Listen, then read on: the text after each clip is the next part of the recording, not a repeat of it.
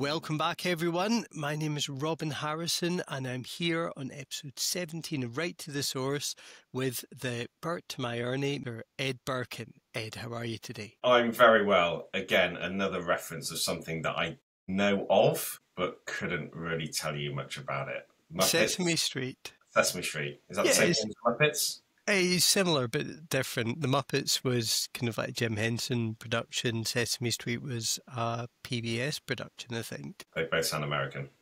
Yeah, they are. Okay. Yeah. But I think our cultures are very different worlds. Sesame Street was iconic television. You had the giant bird, you had... Big Bird. Yeah, exactly. Yeah. See, there you go. And then the other one, guy. Miss Piggy and Kermit. Yep, Rolf the dog, Fuzzy Bear, yeah, the conservative eagle. Were there any humans in these? Yes, well, in the Muppets, because the idea was like it was the TV show, so you'd have different people each week. So you had Christopher Reeve, Raquel Welch, like really like a weird bunch of people, but they'd always be like a human guest, And then obviously in the films, there was more kind of interaction between humans and Muppets. Okay, so talking about... Oh my God, this almost sounds scripted. Talking about Muppets with human guests, are we going to get any guests on? Yes, we are. Yeah?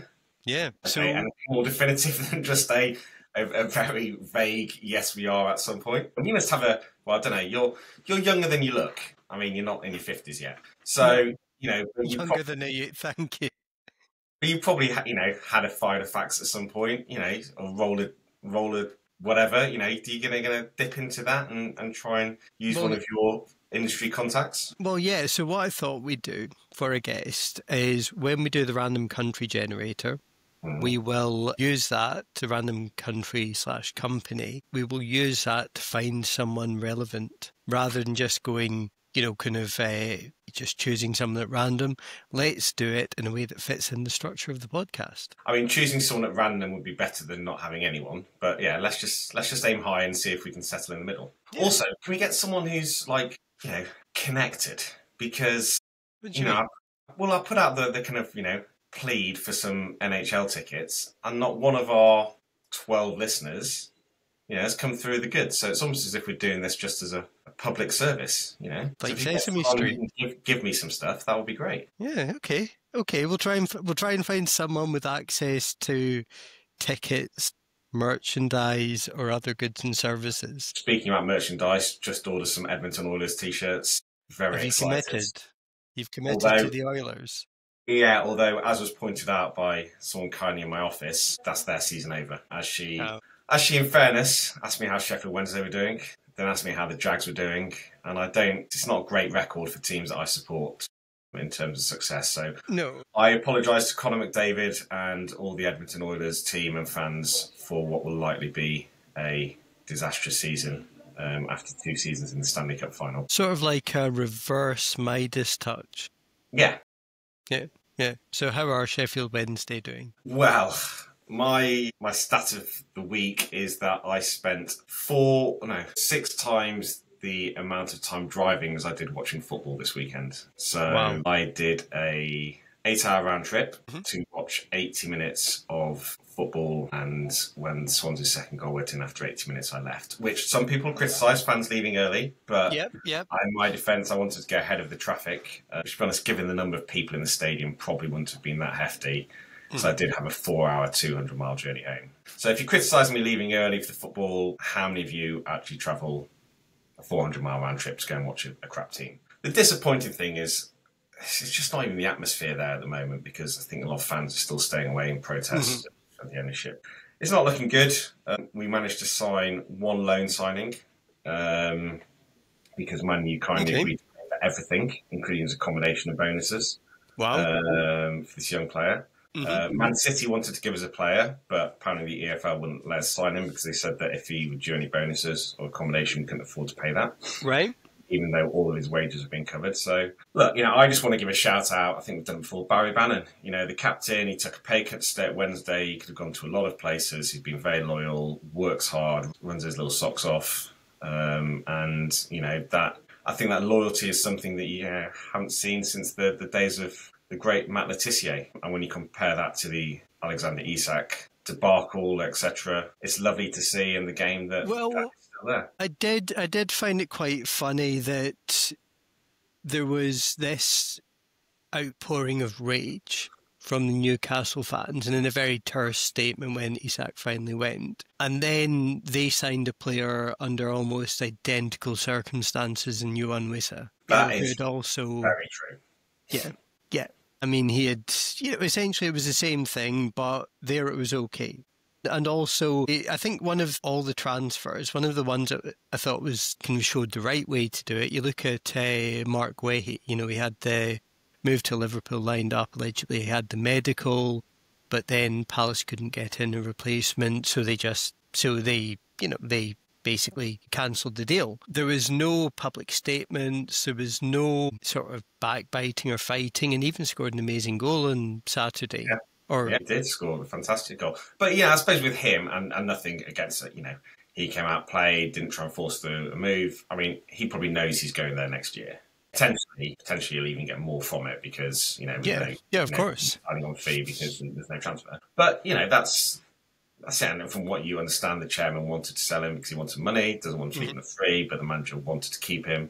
But yeah, he came out and, he played very well, scored a great game and led the team. And then you look on the other side and you've got Martinez, the Aston Villa goalkeeper, who wasn't available for selection because he was trying to force a move to Man U. And now that hasn't happened. He's got to go back with his tail between his legs, and it'll be interesting to see how he gets back in at Villa Park. So, look, footballers pushing for a move, it can work and it can end up terribly. But, it's good to see some of them appear to have, legal alert, some scruples and loyalty more than when in a world where most of it doesn't exist. Beautiful sentiments. And that is why, one of the reasons why I haven't looked for a transfer to another podcast. Really? Well, the window's shut now, so you're stuck here until January. But anyway, story of the week. So last Friday on IGB, Matt Rybaldowski's coverage of the Gary Bowyer sentencing. So for context, just to jump from talking about football/soccer, which I don't know how many of our 12 listeners will be totally left cold by that,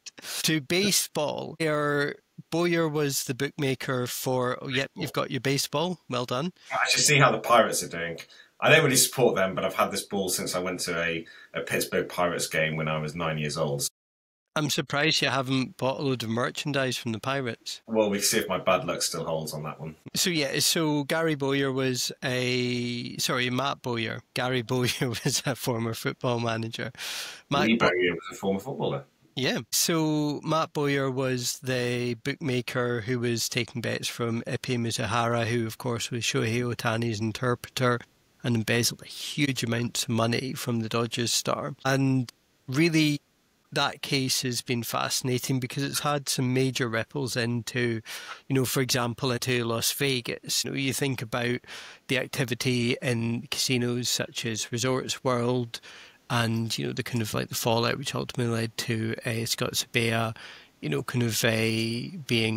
kind of charged, been fines, AML fines handed out to MGM, to Wynn, to Resorts World. And Matt has just been tracking this case, and he's a really kind of tenacious reporter, so it's a fantastic read. So, highly recommend having a look at that. But we are now around 10 minutes in, and we should probably start talking about Belgium. Yeah, well, just on that, because I don't know why it's just come up again now, but there's an ex-Jags employee who borrowed $22 million.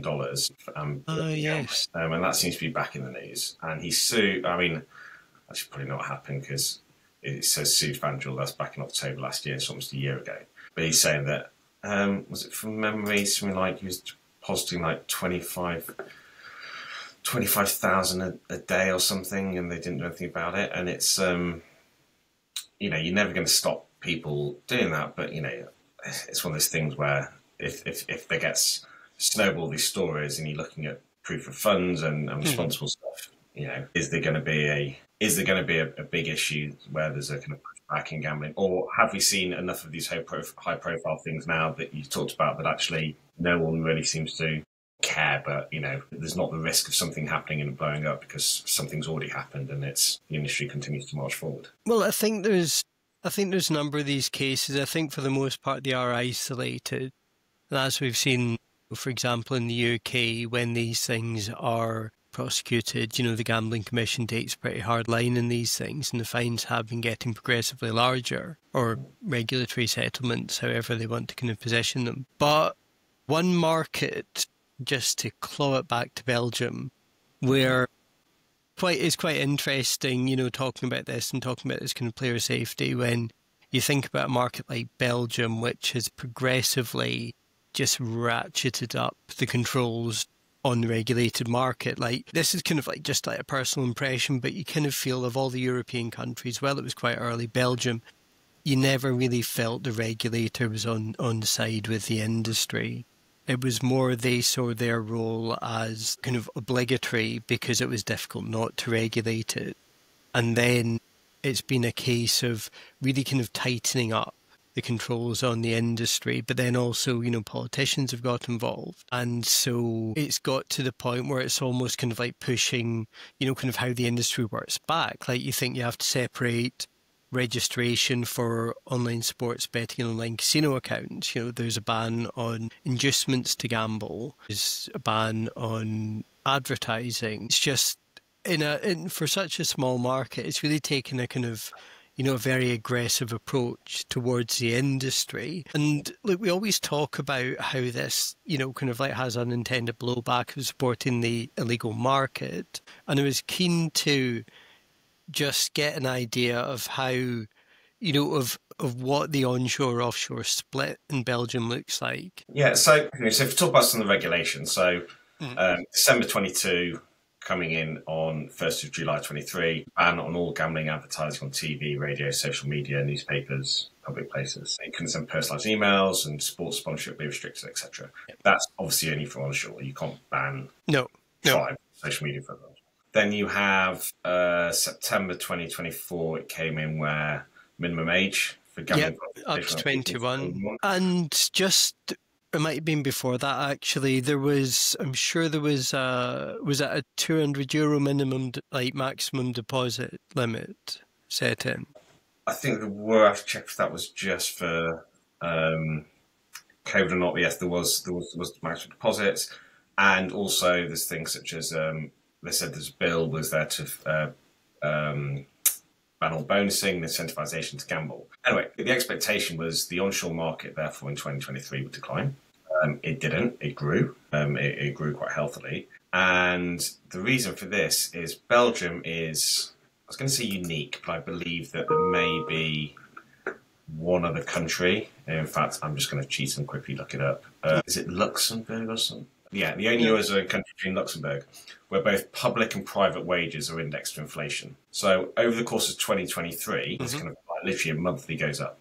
Yeah. So it was over 11% increase in wages on 2022. So if you then look at what that means in terms of disposable income, etc., you can see that the industry has, it appears to me, clearly benefited from people having much higher wages, and that perpetuates more inflation. So I think you need to be careful if people look at Belgium as an example and say, oh, they did this, but the onshore market continued to grow. That's very different, when you've got 11% wage inflation compared to if you look at other markets where actually inflation is leading to cost of living crisis or extra cost. And I say cost of living crisis, as in don't believe it, but everything's a crisis. So let's say just pressure, so I'm using inflammatory language, pressure on disposable spend. Whereas in Belgium, yes, obviously inflation has gone up by that amount, so their costs would have gone up, but chances are their disposable spend has at least stayed the same, if not increased, and probably slightly increased. And that's kind of helped fuel the market growth. Okay, that's interesting. There's also, and it has another unique thing. So there's limited licenses. So there's nine what they call A+ casino licenses, which allows full casino. And there's also sports betting licenses. I believe there's 30, I think, because it was something like 31, but then they took... And went down to 30. Yeah. We are so sad. But they also have these ones called B+ licenses, which are kind of dice-type games. For all intents and purposes, they look pretty much like slots. That's based on the kind of gaming halls. It's like 180 gaming halls or something. Main operators there do actually. We've only got 2023 data for the main operators because they do report it in the regulator report. But the largest iCasino, so if you take out the dice is going to be similar. So you've got Circus. They also actually share a license with PokerStars, but I imagine that Circus is the majority of the revenue. And Napoleon Games, they have 20% of the market each, followed by 777 and Star Casino that have about 16% of the market each.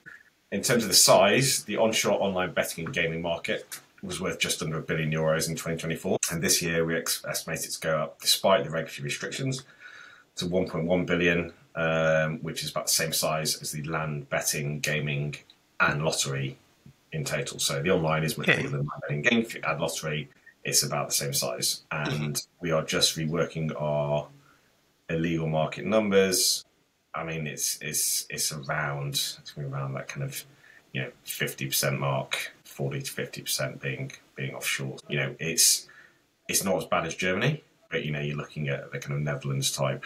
You think of channelization, because of the restrictions, because of the limited licenses. In fact, they've got these dice ones where there are more things, and there's a more open market, I suppose, in terms of the sports betting. And I suppose, is it a market that's being targeted particularly by the offshore operators? I suppose it is. I mean, they've got different languages you have to contend with. Yeah, you've got French, Flemish and Walloon, is it? Take your word for it. Do they speak German anywhere there? I'm not sure. I don't think so. I mean, Flemish is obviously in there. Obviously, there's French speaking Belgium, and then I think Walloon is the other one. Or Walloon is a region, but I'm pretty sure it's got a distinctive language. And what's the national dish? It's fries. No mo.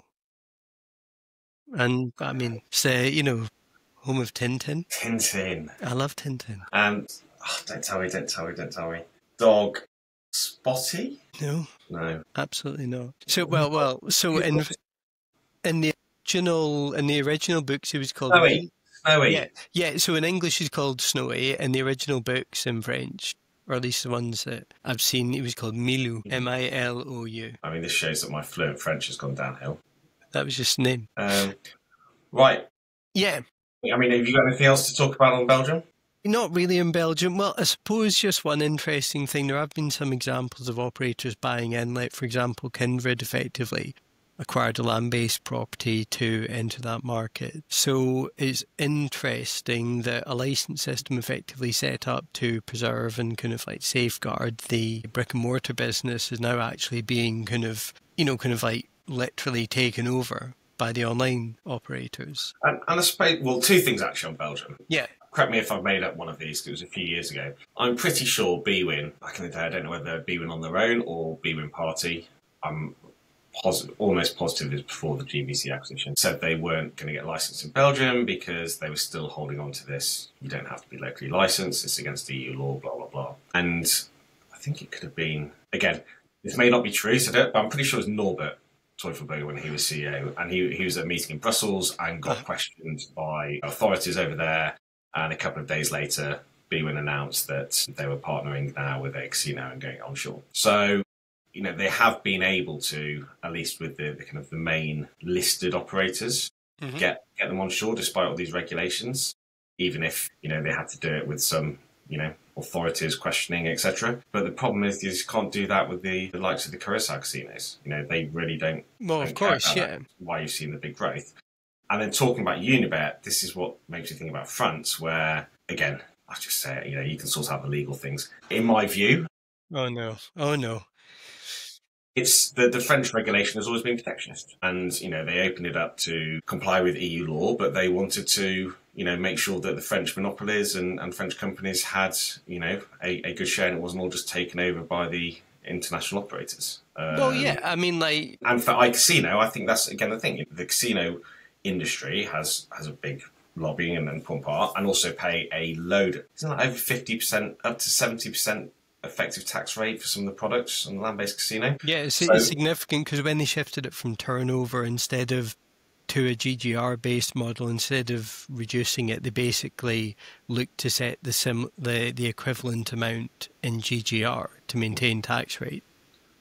So on one side, they want to protect the land-based casino industry. Then they're also saying, well, if it goes online, you've got the big guys, you know, and obviously, so if you're a big guy like a Partouche or Lucien Barrière, then, you know, they will go, well, if, and I'm not saying there is, we're not getting into this debate, but if there was some meaningful cannibalization of the land-based casino revenues by doing online, obviously we want it to be with us rather than with, you know, international operators. So then they go, okay, well, we'll make sure that only land-based casinos can have a license. But there's 201 casinos in France. A lot of them are small independent ones. Yeah. So quite frankly, you just do Unibet. If you want to go in there as an international operator, you spend what will be very little money buying a small casino, and suddenly, you know, you've got your license and it's open.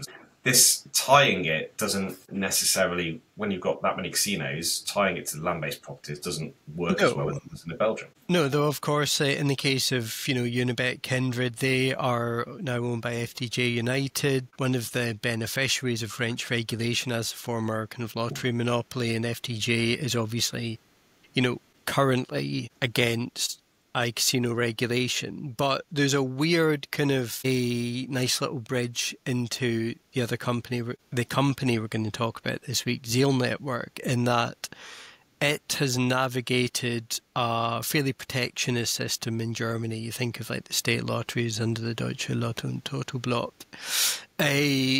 with a lottery brokerage model, essentially a kind of ticket reseller, you know, earning money off kind of like commission and kind of like additional fees from kind of selling you know, different state lottery tickets across Germany. And it's one of these businesses that seems almost kind of like ancillary to the core market, but has really kind of like carved out quite an effective niche for itself, because aside from that, business used to be called Lotto24.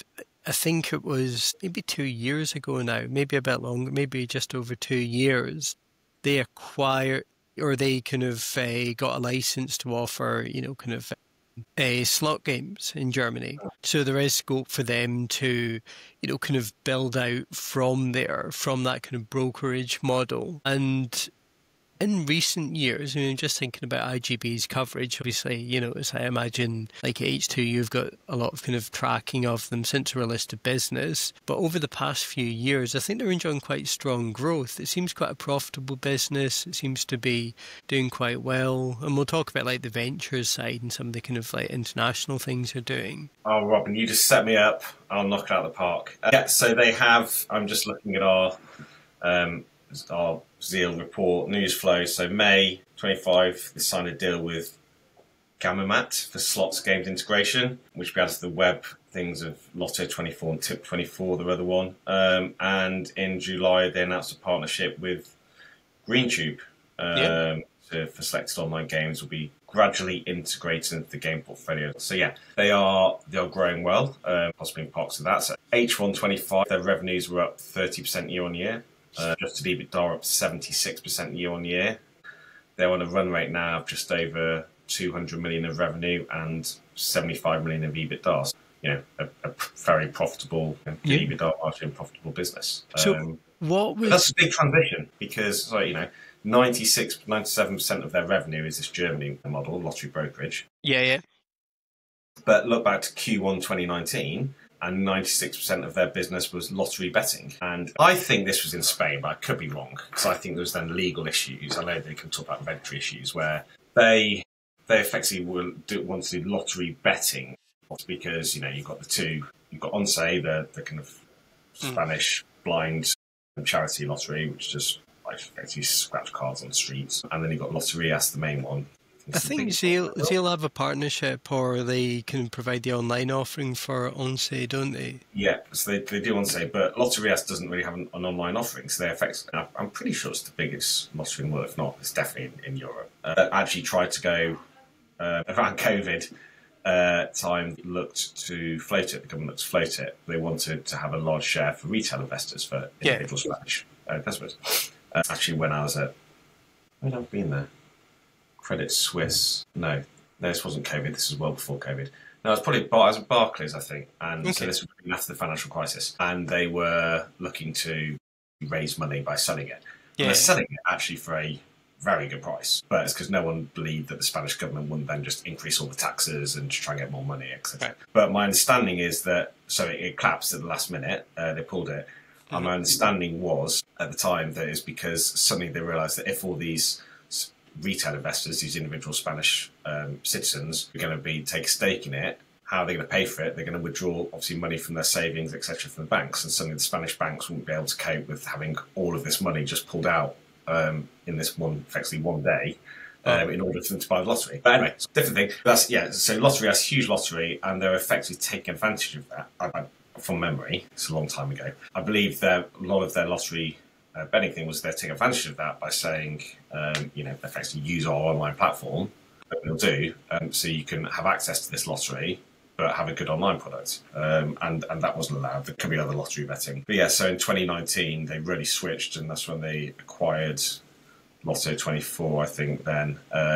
And yeah, built effectively from, they had the expertise, etc., but they've went from a lottery betting business and just completely switched now into this German-focused lottery brokerage business. Yeah. Moved the headquarters back to Germany. So, fair play. What a transition from a business where they were 96% of their revenues was something like, it's not sustainable to do this. There's too much regulatory pressure. Mm-hmm. We're going to lose our whole business, or we've effectively shut down all of our business, but now transitioned into this successful, profitable business in Germany that, now they're allowed to get games on. You think it's just going to grow even more. That's it. It's a good business. And as you say, I think it is quite a kind of like remarkable, kind of model to transition. It also is similar actually to FDJ. They've got a kind of venture capital arm.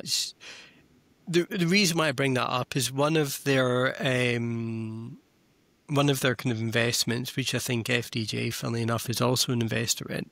It's a company called Random State, which is a Swedish kind of online lottery. I think they do some bingo products. But they are one of the GCGRA licensees in the UAE, which is quite interesting. So I think we need to moderate our use of the term interesting. Fascinating. Maybe. Well, I've got a couple of questions for you. Okay. One of the notes we've got on our report is Zeal appointed Dr. Stefan Terwasser as a new CEO effective 15th September 2025. Yeah. That was in July. Why did they change the CEO? I have no idea. This is a question for you. Well, Helmut Becker, or Dr. Helmut Becker, I think he moved up from CFO to CEO, and it was decided that because he's working on a contract basis, so I think his contract was up end of the year, at the start of next, and he basically said that he wasn't going to renew it. And the second question. Okay. Why are a large proportion of senior people in Germany called doctor? Because they... I don't say they have a doctorate. Well, yeah, I mean, basically they have kind of like higher qualifications, earn a doctorate, and then go into the workforce. So is that very common in Germany for a lot more people to do doctorates, or we just happen to see them more at this higher level? You do see that a lot. Like at kind of senior level, a lot of people, kind of are kind of like styled as kind of like doctor, Because I was looking at getting a doctorate just because I thought it would look quite cool to be introduced as Dr. Ed Birkin. And people then think what I was talking about wasn't complete crap because, you've got a doctorate, so you must be, you must know your shit. Oh, it just seems so much effort. You could try for an honorary doctorate. That would probably be even harder because people would actually have to... I back myself to get a normal doctorate because I think I'm good enough to actually do the work. Okay. If I had the time. But to have someone who actually thinks I deserve it without me just doing things, that's a lot harder. You're going to give me that? That's the difficult thing. I'm pretty sure that Ross Kemp, Grant Mitchell from EastEnders, has a doctorate because it was voted. Voted by who? Whichever uni gave him the doctorate. Okay. So you need to be... So that's kind of like my benchmark. You need to be kind of like Grant Mitchell levels of... Yeah, but he probably didn't get it from EastEnders. He probably did it for his... He does like gang stuff, doesn't he? Let me spell it. Holds a doctorate... so he was at Loughborough, Manchester Training, Webber Douglas, get a doctoral degree. Can doctorates just be given out depending on... Yeah, you didn't have to have been to that university, I'm pretty sure. Just kind of like, it's almost just devote for them as a kind of leader in their field. He attended Shenfield High School. I was an Essex boy. But anyway, enough about Grant Mitchell. Let's be honest. Universities, they'll be the easiest ones. Right, anyway, so what are we talking about next? Yes, what are we talking about next? We need to do some random country generators. 35 minutes. We've been talking about a lot of crap. And I haven't even ranted, and I don't think we've insulted anyone. So, well, let's hold that, off on the rant to next week. So what countries are we talking about? We came so professional. I don't think we've even sworn. Afghanistan came up. I think we have a policy against unregulated about. or that. Right. What do you know about Malawi? Pretty small market. There was a push to regulate some product around 2019. So we've just covered that then. Indonesia? Well, I mean, it's a majority Muslim market and it's unregulated. Okay, Georgia. There you go. One's called Georgia.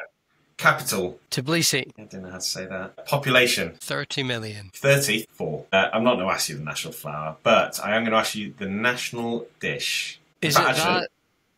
Go on. Is it that sort of like bread bowl with like butter in it? How the hell do you know that? Khachapuri. Traditional Georgian dish of cheese-filled bread. Filled in the centre with a mixture of cheese and sometimes eggs or other ingredients. I don't have to say this, I'm generally impressed. Okay, right, so we are doing Georgia. Then need the H2 website. Companies. So, as before, operator or supplier? Operator. So 1, 2, 3, 4. So between 1 and 12? 6. 1, 2, 3, 4, 5, 6. 1, 2, 3, 4. Between 1 and 7? 3. Okay. Would you believe we've just got a Georgian company? No, we haven't. No, we haven't. Group Partouche. I mean, to be honest, we should probably just cut a load of stuff we talked about the French casino market and save it for next week. But we're not going to do that. We will find new, fascinating information. As always, yes. So, actually, we are currently in the process of just finalising our update for our France model. So that actually works relatively well. Because it's one of those where, so it's a bit annoying on the data side. So when you have markets we've covered for a long time like France, because of how reporting's changed and regulations change, just the models become particularly unwieldy and lots of KPIs are no longer reported. So we've kind of had to strip it down and start again. Try and make things more user-friendly. Like you should do for your website. In process. But anyway, everyone, thank you very much for joining us again. Next week we will be talking about Georgia, the country, not the state, and Group Partouche. So join us on episode 18 of Right to the Source. See you.